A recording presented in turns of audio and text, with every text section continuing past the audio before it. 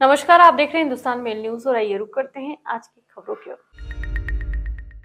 इंदौर के लालबाग परिसर में 11 और 12 जनवरी को विराट नर्मदे ब्राह्मण समागम सम्मेलन का आयोजन होने जा रहा है। इस आयोजन को लेकर इंदौर के महापौर पुष्यमित्र भार्गव के द्वारा एक प्रेस वार्ता का आयोजन कर उक्त जानकारी देते हुए महापौर ने बताया कि कार्यक्रम में देश विदेश के 10,000 से ज्यादा समाजजनों के शामिल होने का अनुमान है।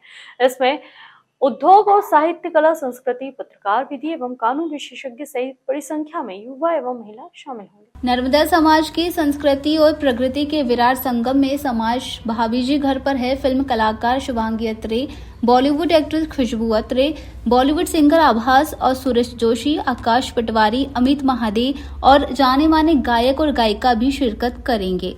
11 को महिलाओं और युवाओं का सम्मेलन विभिन्न प्रोफेशन से जुड़े समाजजनों के बीच होगा। साथ ही महापौर ने बताया कि नर्मदा चौराहा का लोकार्पण 11 जनवरी को किया जाएगा। चौराहे का सुधार कार्य पूरा कर लिया गया है। इसमें मां नर्मदा की प्रतिकृति, शंख फाउंटेन और महेश्वर का किला आकर्षण का प्रमुख केंद्र होगा। इस चौराहे पर नर्मदा की 8 फीट ऊंची प्रतिकृति स्थापित होगी, जिसकी चौड़ाई 8 फीट है। इस प्रतिकृति के नीचे मगर की प्रतिकृति भी होगी। मां नर्मदा की प्रतिकृति अष्टधातु से बनी है, जिसे ग्वालियर के आर्टिस्ट के द्वारा तैयार किया गया है। इंदौर के लोगों ने अतिथि देवो भव के भाव से अपने घर में रुकवाने का संकल्प लिया और करीब 700 से ज्यादा परिवार यहाँ इंदौर में स्थित परिवारों के घर में रुकेंगे। इसके अलावा 22 स्थानों पर लोगों को रुकवाने की व्यवस्था इस आयोजन समिति ने की है। इंदौर के डेंटल कॉलेज में प्रभारी प्राचार्य के पद पर कुर्सी को लेकर 2 डॉक्टर्स में खींचातानी जारी है।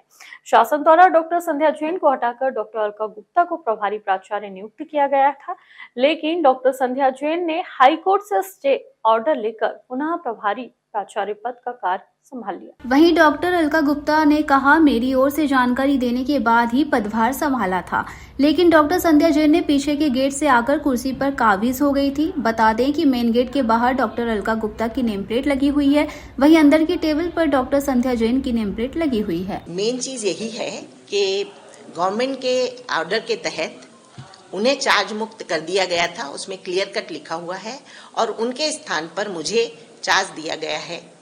उस ऑर्डर के तहत मैंने 9 तारीख को सुबह 8:30 बजे अपना पदभार ग्रहण कर लिया था और उसकी सूचना मैंने सरकार को दे दी थी। आज जब कोर्ट में सुनवाई हुई तो कोर्ट ने पूछा कि मैंने चार्ज एज्यूम कर लिया है। मेरे वकील ने कहा मैंने चार्ज एज्यूम कर लिया है। उसके बाद जज साहब ने कहा स्टेटस को मेंटेन रहेगा, और स्टेटस को मेंटेन का मतलब यही है कि मुझे ही कंटिन्यू करना है। अगली तारीख 20 को लगी।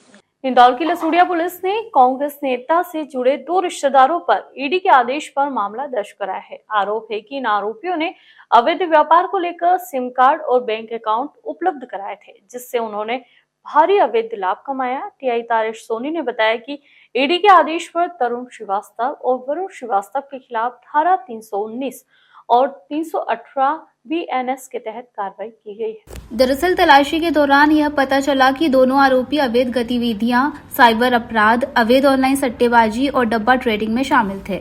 उन्होंने इन अवैध गतिविधियों के लिए विभिन्न म्यूचुअल अकाउंट्स और अनधिकृत सिम कार्ड्स का इस्तेमाल किया। इसके अलावा आरोपी हेराफेरी करके दूसरों के सिम कार्ड और म्यूचुअल बैंक खातों का इस्तेमाल कर धोखाधड़ी की आपराधिक साजिश रच रहे थे, जिससे वे भारी अवैध लाभ कमा रहे थे और इस प्रक्रिया में निवेशकों को धोखा भी मिल रहा था। जांच में यह भी खुलासा हुआ कि आरोपी दुबई से करोड़ों रुपए भारत में ट्रांसफर कर रहे थे। ये आरोपी किसी ऐप के जरिए ये ट्रांजैक्शन कर रहे थे। ईडी ने जब तरुण श्रीवास्तव के घर पर छापेमारी की तो वहां से लगभग 98 लाख रुपए नकद, चांदी की सिल्ली, कुछ महत्वपूर्ण दस्तावेज और एक पिस्टल बरामद की गई है। इन सभी वस्तुओं को ईडी ने अपने कब्जे में ले लिया है। ईडी और पुलिस अब इस मामले की गहरी जांच कर रही है ताकि इन अवैध गतिविधियों का खुलासा किया जा सके, अपराधियों के खिलाफ कड़ी कार्रवाई की जा सके। इनके खिलाफ ईडी ने कई पुख्ता जानकारी के बाद रेड डाली थी और वहां रेड के बाद इन्हें मल्टीपल सिम्स मिले थे और पैसे मिले थे। इन सबको मद्देनजर रखते हुए ईडी ने 409 और 420 का मामला दर्ज करने के लिए एक पत्र जारी किया था। उसके अनुरूप कल रात में FIR दर्ज कर ली है।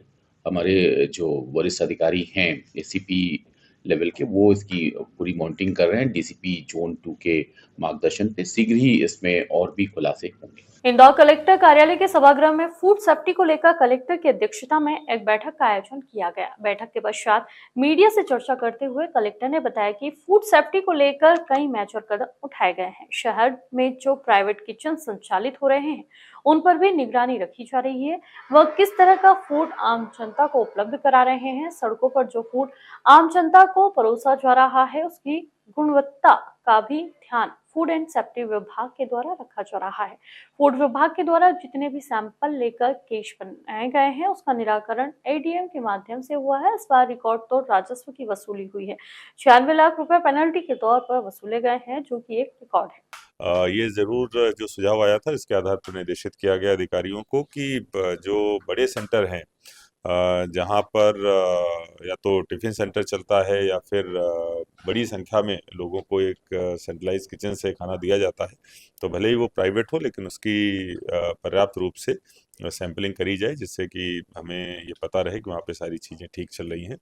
मध्य प्रदेश में GRP railway DIG Monika Shukla द्वारा इंदौर संभाग के जीआरपी मुख्यालय का औचक निरीक्षण किया गया। इस दौरान जीआरपी पुलिस कर्मियों के द्वारा किए जा रहे कार्यों की सराहना की, तो वहीं निरीक्षण के दौरान जो कमी सामने आई उसके सुधार के भी दिशा निर्देश दिए गए। मध्य प्रदेश रेलवे विभाग की डीआईजी मोनिका शुक्ला द्वारा निरीक्षण के दौरान मीडिया से चर्चा कर तमाम विषयों पर अपनी बात रखी है, जिसमें रेलवे विभाग के लिए सामुदायिक भवन के निर्माण के साथ ही विभाग की जो जमीन है उन्हें सुरक्षित करते हुए अतिक्रमण मुक्त करने की भी बात कही। इसी के साथ विभाग में जो आपराधिक प्रकरण निलंबित हैं उन्हें जल्द से जल्द हल करने के लिए दिशा निर्देश दिए गए हैं।